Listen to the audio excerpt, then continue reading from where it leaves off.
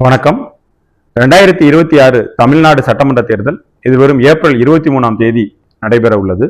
இந்த சட்டமன்ற தேர்தலில் தேர்தல் பணியில் ஈடுபட்டுள்ள அரசு அலுவலர்கள், ஆசிரியர்கள், காவல்துறையினர் உள்ளிட்ட 13 அத்தியாவசிய துறையினருக்கு தேர்தல் ஆணையத்தால் அஞ்சல் வாக்குரிமை அனுமதிக்கப்பட்டுள்ளது. இந்த வீடியோவில் அஞ்சல் வாக்கை பிழையின்றி செலுத்துவது எப்படி என்பதை விரிவாக காண இருக்கிறோம். சிவகங்கை மாவட்டத்தில் வாக்குச்சாவடிகளில் பணிபுரியக்கூடிய பிரெசிடிங் ஆபீசர், PO 1, 2, 3 ஆகிய 4 அலுவலர்களுக்கும் முதலாவது பயிற்சி வகுப்பு மார்ச் 28ஆம் தேதி அந்தந்த சட்டமன்ற தொகுதியில நடைபெற்றது. மானாமதுரை, சிவகங்கை, காரைக்குடி, திருப்பத்தூர் ஆகிய 4 சட்டமன்ற தொகுதிகளிலும் அந்தந்த தொகுதிகளில் வேலை பார்க்கக்கூடிய அலுவலர்களுக்குரிய பயிற்சி வகுப்பு அந்தந்த தொகுதிகளிலேயே நடைபெற்றது. இந்த பயிற்சி வகுப்புல நீங்க எல்லாரும் இந்த படிவம் 12 என்ற படிவத்தை பயிற்சி வகுப்புலயே கொடுத்தீங்க.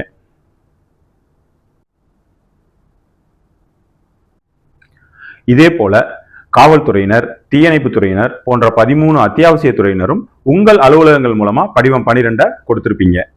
மைக்ரோ அப்சர்வர், ஜோனல் ஆபீசர், பத்திரிகையாளர்கள் மற்றும் தேர்தல் பணியில ஈடுபட்டிருக்கிற அஞ்சல் வாக்கு வழங்குவதற்கு தகுதியுடைய அனைவரும் படிவம் 12 முறையான வழிகளில் கொடுத்திருப்பீங்க. இப்படி எல்லா வழிகளிலையும் பெறப்பட்ட அஞ்சல் வாக்கு விண்ணப்பங்கள் அந்தந்த சட்டமன்ற தொகுதியினுடைய தேர்தல் நடத்தும் அலுவலரான ரிட்டர்னிங் ஆபீசருக்கு அனுப்பப்பட்டுள்ளது.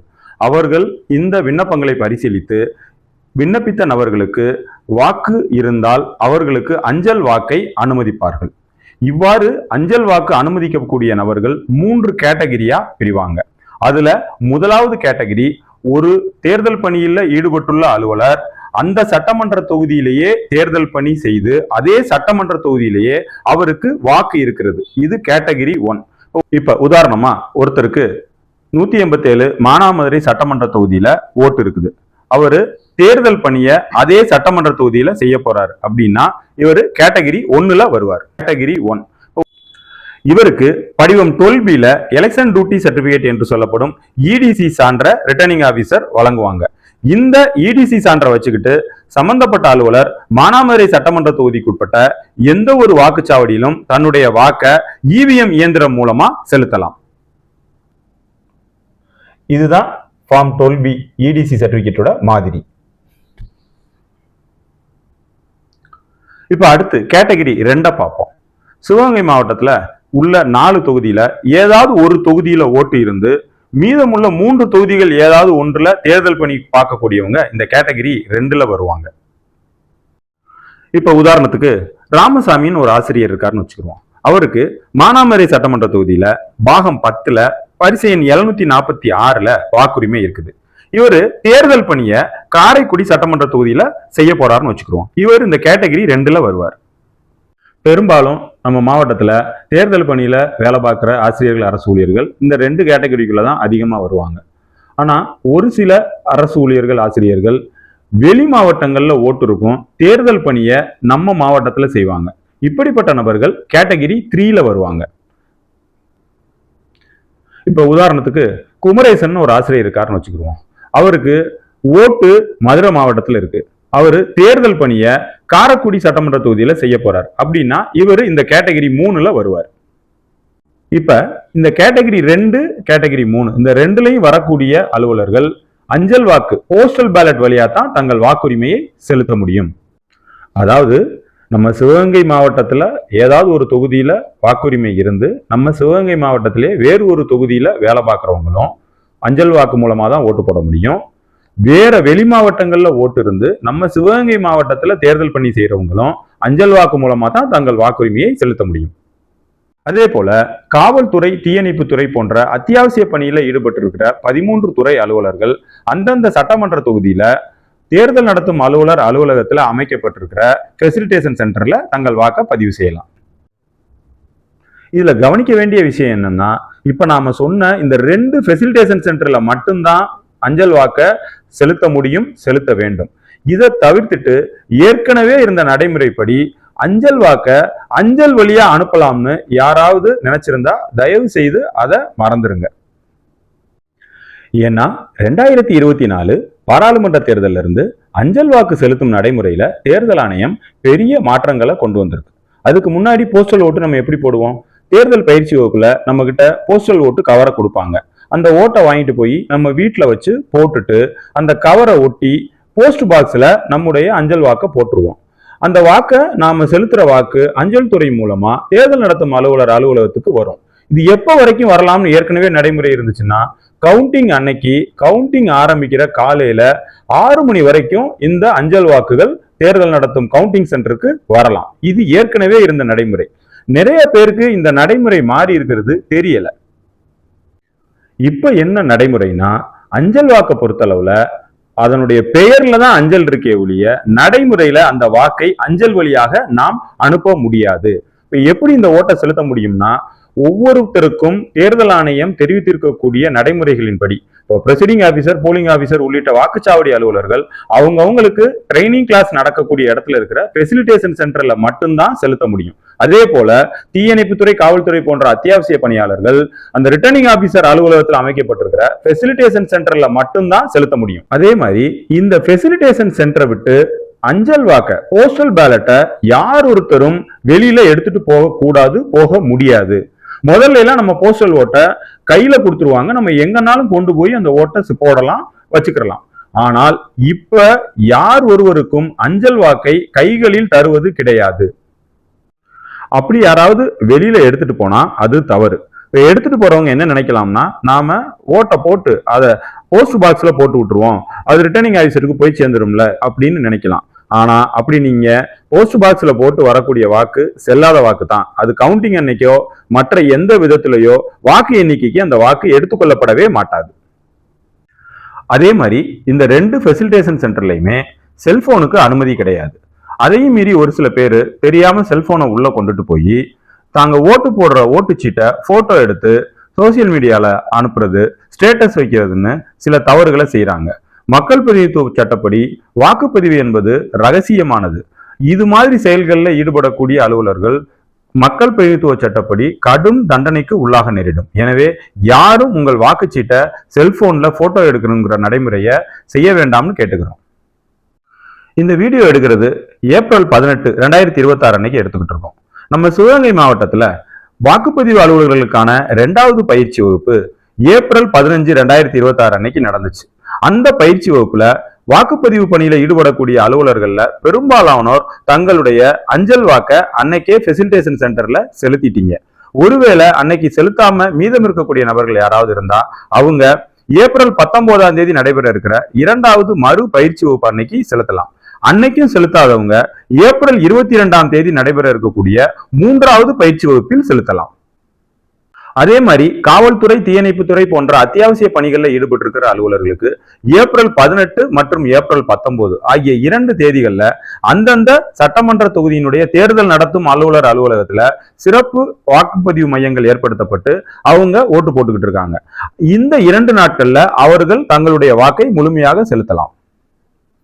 இப்ப சொன்ன தேதிகள்ல மட்டும்தான் அந்தந்த பிரிவு அலுவலர்கள் அவர்களுடைய அஞ்சல் வாக்கை செலுத்த முடியும். அதாவது வாக்குச்சாவடிகள்ல வேலை பார்க்க போற பிரெசிடிங் ஆபீசர், போலிங் ஆபீசர் நீங்க ஏப்ரல் 19, ஏப்ரல் 22 இந்த 2 தேதிகள்ல வாக்குப்பதிவை செலுத்தலாம்.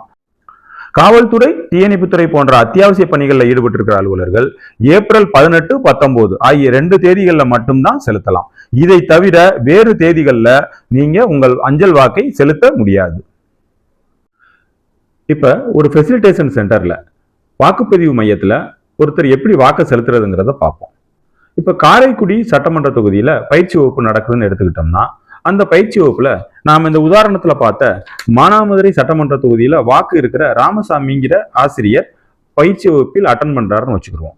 இப்ப அவர் அந்த வாக்குப்பதிவு மையத்துக்கு உள்ள போன உடனே அங்க 3 அலுவலர்கள் அமர்ந்திருப்பாங்க. அவங்க 3 பேரும் மானாமதுரை, திருப்பத்தூர், சிவகங்கை ஆகிய 3 தொகுதிகளுக்குரிய அஞ்சல் வாக்குகளை வழங்கக்கூடிய அலுவலர்களா இருப்பாங்க.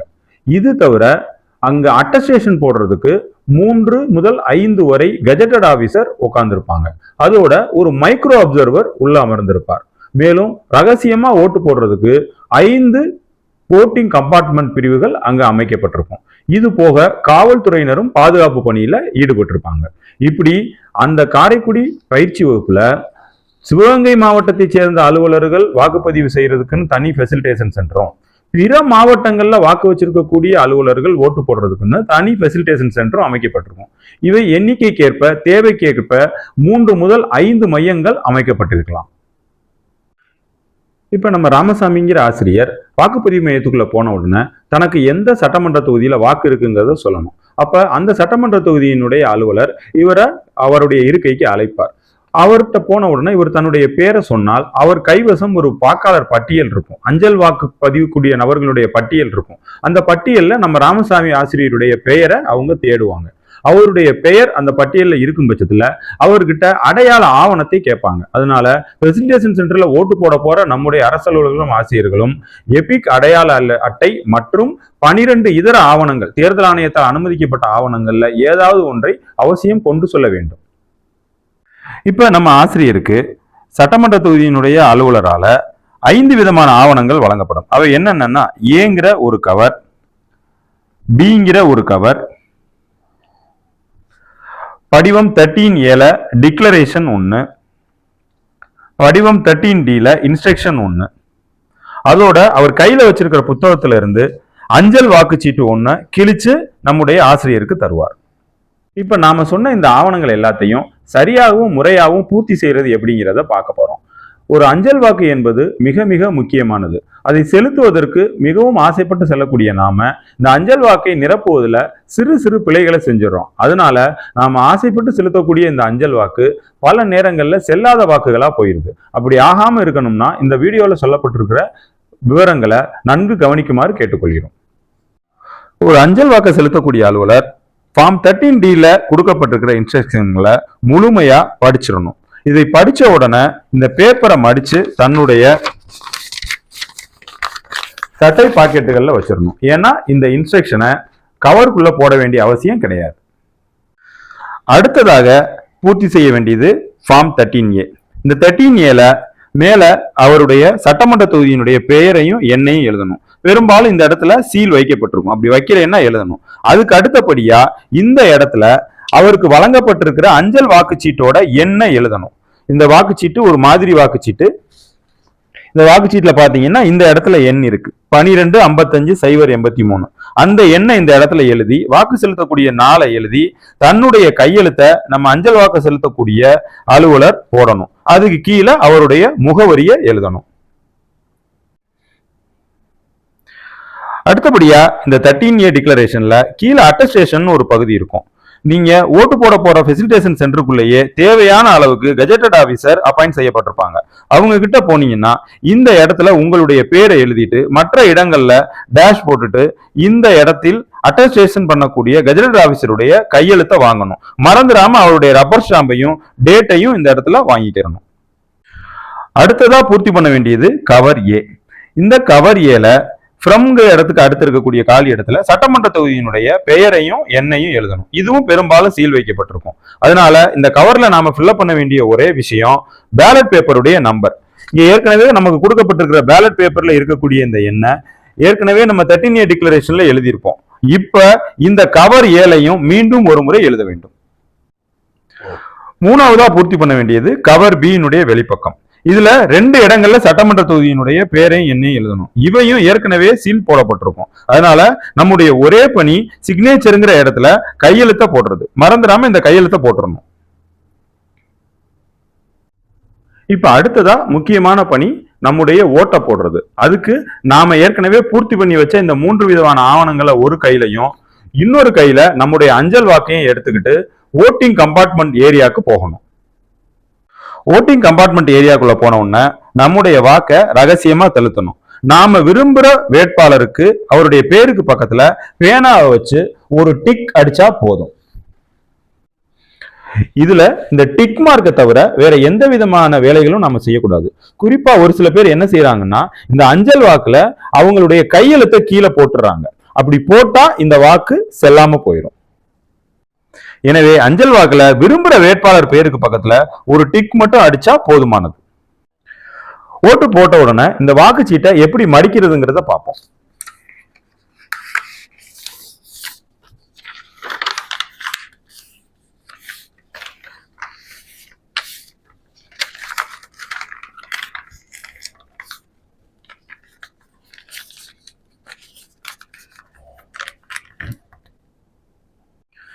இப்படி மடிச்ச நம்முடைய வாக்க கவர் ஏல வைக்கணும்.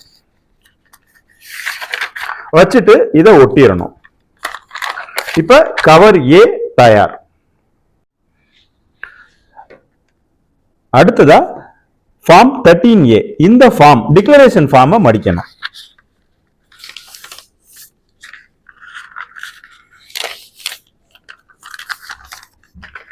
இப்படி மடிச்ச நம்முடைய டிக்ளரேஷன் ஃபார்மையும் கவர் ஏவையும் இப்படி வச்சு கவர் பி குள்ள வச்சிடணும். வச்சுட்டு கவர் பிய மூடி ஓட்டிடணும். இதுதான் ஒரு அஞ்சல் வாக்கு கவர். இந்த கவரை நம்முடைய வாக்கு பெட்டிக்குள்ள உள்ள போய் செலுத்திடணும். இப்ப தயாராயிருக்கிற இந்த கவரை மானாமதுரை சட்டமன்ற தொகுதிக்குன்னு தனியா ஒரு பெட்டி வைக்கப்பட்டிருக்கும். அந்த பெட்டிக்குள்ள கொண்டு போய் போட்டுடணும். அதே மாதிரி இதர சட்டமன்ற தொகுதிகளுக்கும் அவங்கவுங்க அஞ்சல் வாக்கை செலுத்துவது மாதிரி தனித்தனி பெட்டிகள் வைக்கப்பட்டிருக்கும். இதே மாதிரி தான் பிற மாவட்டங்கள்ல வாக்கு இருக்கக்கூடிய வாக்குப்பதிவு அலுவலர்கள் தங்களுடைய வாக்கை செலுத்தணும். ஒவ்வொரு பயிற்சி நடக்கக்கூடிய இடங்கள்லையும் பிற மாவட்டங்களைச் சேர்ந்த வாக்காளர்கள் தங்கள் ஓட்ட போடுறதுக்காக தனியாக ஒரு வாக்காளர் உதவி மையம் ஃபெசிலிட்டேஷன் சென்டர் அமைக்கப்பட்டிருக்கும். அங்க உள்ள போயிட்டு இப்ப நாம சொன்ன இதே நடைமுறைகளை பின்பற்றி தங்கள் வாக்கை செலுத்தணும். இதற்கென பிற மாவட்ட வாக்குகள் என தனியாக ஒரு பெட்டி அங்க வைக்கப்பட்டிருக்கும். அந்த பெட்டிக்குள்ள தாங்க போட்ட அஞ்சல் வாக்கினுடைய கவரை செலுத்திடணும். இதுல கவனிக்க வேண்டிய இன்னொரு முக்கியமான விஷயம், ஒருத்தர் அஞ்சல் வாக்குக்கு விண்ணப்பிச்சு அந்த வாக்கும் அனுமதிக்கப்பட்டுட்டா அவர் தன்னுடைய வாக்க அஞ்சல் வாக்காத்தான் செலுத்தணும். ஃபெசிலிட்டேஷன் சென்டர்ல போய் தான் செலுத்த முடியும். மாறா அவரு வாக்குச்சாவடிக்கு போய் தன்னுடைய வாக்கை இவிஎம் இயந்திரம் மூலம் செலுத்தலாம்னு நினைச்சாருன்னா அப்படி செலுத்த முடியாது. ஏன்னா குறியிடப்பட்ட வாக்காளர் பட்டியலில் இவர் பேர் ஏற்கனவே சுழிக்கப்பட்டோம். இப்ப இந்த வீடியோல சொன்ன வழிமுறைகளை பின்பற்றி அனைத்து அரசு அலுவலர்களும் ஆசிரியர்களும் தங்கள் அஞ்சல் வாக்கை சரியான முறையில செலுத்துமாறு கேட்டுக்கிறோம். மீண்டும் ஒரு முறை நினைவூட்டுகிறோம், அஞ்சல் வாக்கு என்பது அஞ்சல் வழியாக அனுப்ப முடியாத ஒன்றாக தற்போது உள்ளது. எனவே அனைவரும் வாக்குப்பதிவு உதவி மையங்கள்ல மட்டும் ஃபெசிலிட்டேஷன் சென்டர்ல மட்டும்தான் உங்கள் வாக்கை செலுத்தணும். எக்காரணத்தை முன்னிட்டும் உங்களுடைய வாக்கை அந்த ஃபெசிலிட்டேஷன் சென்டரை விட்டு நீங்க வெளியில கொண்டுட்டு போகக்கூடாது. கொண்டு போக முடியாதுங்கிறது வேற விஷயம், கொண்டுட்டு போகக்கூடாதுங்கிறதையும் நம்ம மனசுல வச்சுக்கணும். அப்படி ஒருவேளை தெரியாம கொண்டுகிட்டு போய் நாம அஞ்சல் வழியா அதை செலுத்திடுவோம்னு நினைச்சீங்கன்னா அந்த ஓட்டு செல்லாது. மேலும் இது சட்டப்படி குற்றம். அதே மாதிரி இந்த ஃபெசிலிட்டேஷன் சென்டருக்குள்ள யாரும் செல்போன் கொண்டு போக அனுமதி கிடையாது. அது மாதிரி யாராவது கொண்டுகிட்டு போய் தாங்கள் ஓட்டு போட்ட விஷயத்த போட்டோ எடுத்து அதை வெளியில பரப்புனா அது மக்கள் பிரதிநிதித்துவ சட்டத்தின்படி மிக கடுமையான குற்றம். இந்த குற்றத்துல ஈடுபட்ட அலுவலர்கள் கடந்த காலத்துல கைது செய்யப்பட்டிருக்காங்க. எனவே இது போன்ற நடவடிக்கைகளை நம்முடைய அலுவலர்கள் முற்றிலுமாக கைவிட வேண்டும் என கேட்டுக்கொள்கிறோம். எனவே சிவகங்கை மாவட்டத்தில் தேர்தல் பணியில் ஈடுபட்டுள்ள அனைத்து அரசு அலுவலர்கள், ஆசிரியர்கள், அத்தியாவசிய பணியில் இருக்கக்கூடிய காவல்துறையினர் உள்ளிட்ட அலுவலர்கள் அனைவரும் அஞ்சல் வாக்கை முழுமையாக செலுத்தி தங்கள் ஜனநாயக கடமையை நிறைவேற்றுமாறு சிவகங்கை மாவட்ட ஆட்சியர் அவர்கள் சார்பாக அனைவரையும் அன்போடு கேட்டுக்கொள்கிறோம். நன்றி, வணக்கம்.